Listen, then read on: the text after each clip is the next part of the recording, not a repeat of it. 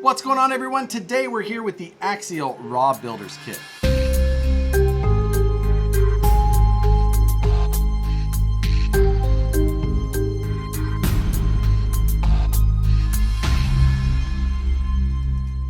Now, this is Axial's newest release and the cheapest way that you can get into an SCX10-2 platform from Axial. The theory behind this kit is to save you money at the outset and stop you from having to buy things that you're not going to use, such as the stock wheels and tires, electronics, body, and some of the other things like rear bumpers, sliders, and things like that, depending on the vehicle that you're comparing it to. Now, we'll do a quick rundown of what's actually included, and then we'll look at why you should or should not look at purchasing this kit. So we'll start from the bottom up. The axle housings that are included are the one-piece style AR44 housings. If you're not familiar with that, it means that in the rear, there is no slide-on rear lockout, and in the front, there is no slide-on front C-hubs. I personally have had really good luck with them, and I actually prefer them for style, and I have not had too many durability issues with them either. The front included universal axle shafts help specifically with the durability of that front axle. Inside of the axles, we've got the sintered one-piece ring gear and locker assembly with the machined pinion gear. That is the same gear setup that we've seen released in the Axial Honcho and Deadbolt recently. Attaching those axles to the chassis is a full set of aluminum links, including all the links that you need to build this chassis with 3 different wheelbases.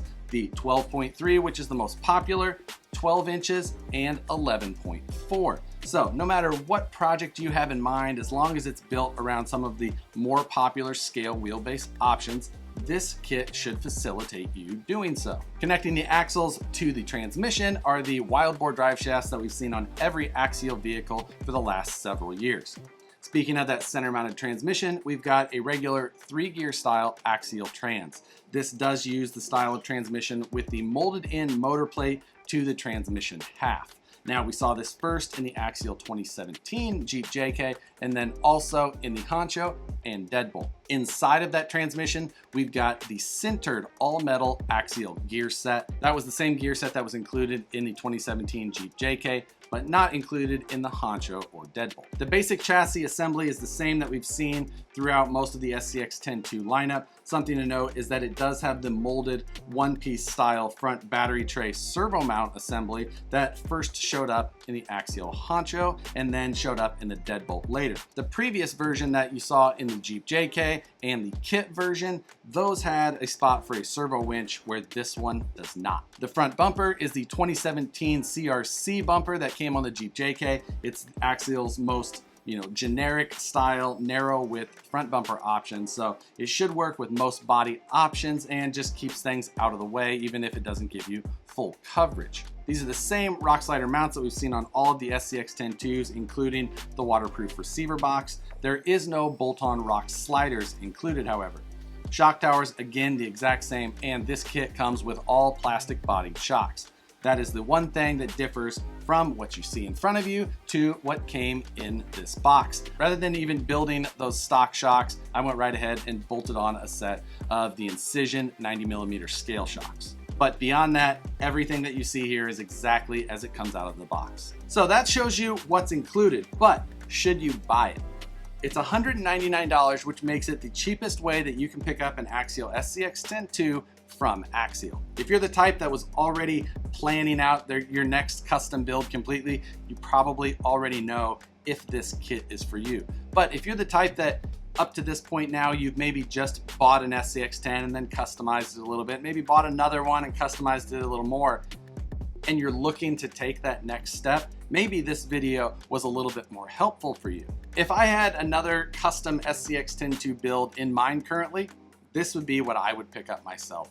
I think the real person that they were going after is somebody who's probably owned 1, 2, 3, a dozen Axial SCX10s in the past, and they plan to build yet another custom creation of their own, and they just don't feel like necessarily piecing it all together, chassis and axle and links and drive shafts and things like that. They just want to get this base so that they can start their build by putting on their own custom body of some sort of front and rear bumper combo that fit the style better, as well as some rock sliders. That builder probably already has in mind the tire height that they plan to go after and a set of nice beadlock wheels that they're going to use. And likely if you're that person who's owned that many vehicles, you use your own radio that you have multiple receivers for, and that's what you plan to do anyway. Follow that up with whatever type of electronics that you were likely going to replace it with anyway, and you have stepped into your custom Axial SCX10 base in a much more affordable way. That's not to say though that there aren't some negatives to this kit still though. For example, I didn't even bother building the stock shocks. I just replaced them right away. I didn't feel like it was worth the effort to go through to build those plastic bodied shocks to put them on here. The other con for me is the link set. And while it is super nice that they give you all the links you need to build it to the 3 most popular wheelbases, Axial really needs to fix the plastic they use on their rod ends. These rod ends are just too soft and these links stretch too easily. The other issue with that is that you can't just easily replace these rod ends with another aftermarket rod end because they're a slightly different length than the most popular options, so you end up shortening your wheelbase when you try and replace those links. I think I've had better luck with Axial's new all plastic links in the honcho than I have with their kit style links. Beyond that, I think I like just about every other decision they made with this kit. I don't mind this style of transmission case. The sintered gears are a nice option that they offer. The sintered one-piece ring gear and locker, I got a lot of life out of. I don't think that for the cost savings that you can get out of this kit, that it's a bad thing that they include those in these axles either. If there's anything that confused me in the slightest on this, it'd be why did they even include a front bumper? But it was most likely just on one of the other molds that they use throughout the kit, so you get it because it's there. So if it's about to get cold wherever you're at, maybe this is a good choice to start for another base of a cool project in your own workshop. If you agree or disagree, absolutely throw a comment in the description below. I'd love to hear whatever any of your guys' thoughts are. If you like the video, hit the like button, subscribe if you're not already, and we'll see you on the next one.